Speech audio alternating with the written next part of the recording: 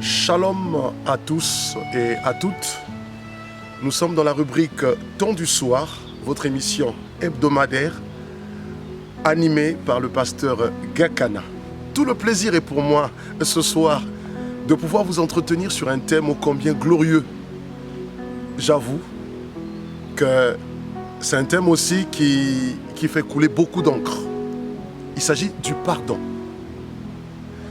Le pardon n'a jamais été facile, peut-être pas à prononcer, mais à expérimenter. Nous avions été d'une manière ou d'une autre victimes, lésés. Mais comment est-ce possible de pardonner à celui ou celle qui vous a fait du mal? Comment est-ce possible d'oublier? Comment est-ce possible de pouvoir tourner la page sur un passé qui malgré tout vous revient en force? Mais quand nous lisons dans la Bible, nous voyons que la foi en Jésus ne peut se bâtir, ne peut se construire sans le mot pardon. Et sans plus tarder, je voudrais vous inviter à partager avec moi ces paroles qui se trouvent dans le livre de Matthieu. Matthieu au chapitre 18, du verset 21 au verset 22. Nous allons le découvrir par la grâce de Dieu. Alors Pierre s'approcha de lui et dit « Seigneur, combien de fois pardonnerai-je à mon frère lorsqu'il péchera contre moi? Sera-ce jusqu'à 7 fois? Jésus lui dit, je ne te dis pas jusqu'à 7 fois, mais jusqu'à 70 fois 7. Waouh! Pierre fait partie de ceux à qui au sujet duquel Christ a dit, je te donne la clé. Ce que tu délieras sur la terre sera délié dans les cieux. Mais la Bible nous fait comprendre que, d'ailleurs s'il a posé cette question, ben c'est parce que ça pouvait être aussi la réalité de son quotidien. Pierre, troublé ce jour-là, s'approche de Jésus pour lui dire, mais combien de fois voudrait-il pardonner? Il croyait que c'était 7 fois. Et il était surpris, certainement choqué de la réponse du Seigneur, lui disant 70 fois 7. Et quand on essaie de faire les calculs, 70 fois 7, ça nous ramène à 490 fois. Et croyez-le bien, moi, il ne s'agit pas ici de se promener avec un petit calepin et à chaque fois que quelqu'un vous fera du mal, noter, et quand il aura atteint le quota qui lui est affecté des 490 fois, vous n'allez plus jamais le pardonner. Non, c'est profond, c'est plus que ça.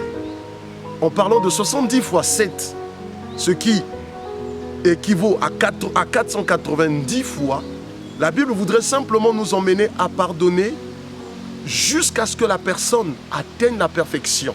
Parce que le véritable pardon, c'est celui qui conduit le coupable à la perfection. Mais comment cela est possible? Humainement parlant, c'est difficile, c'est compliqué.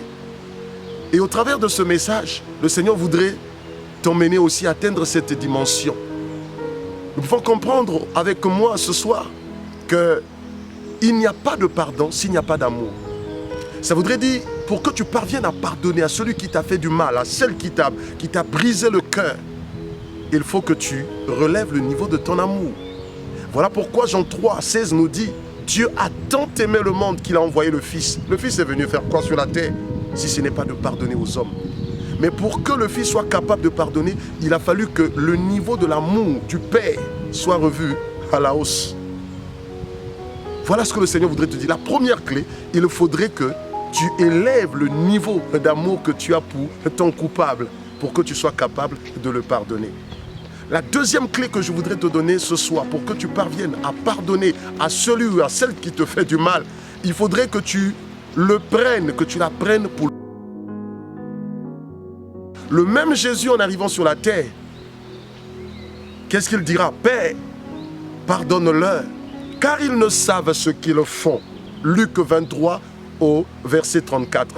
Mais comment le Père, comment Jésus parvient-il à nous prendre pour des victimes alors qu'à ses yeux nous étions des coupables? Donc pour que tu parviennes à pardonner à celui qui te fait du mal, il faut que tu le prennes, que tu la prennes pour des victimes. Voilà ce que le Seigneur voudrait te dire. Les deux clés que je voudrais te révéler ce soir.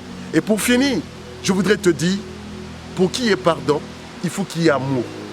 Donc l'amour qui conduit au sacrifice doit te conduire au pardon. Et c'est le pardon qui conduit à la libération.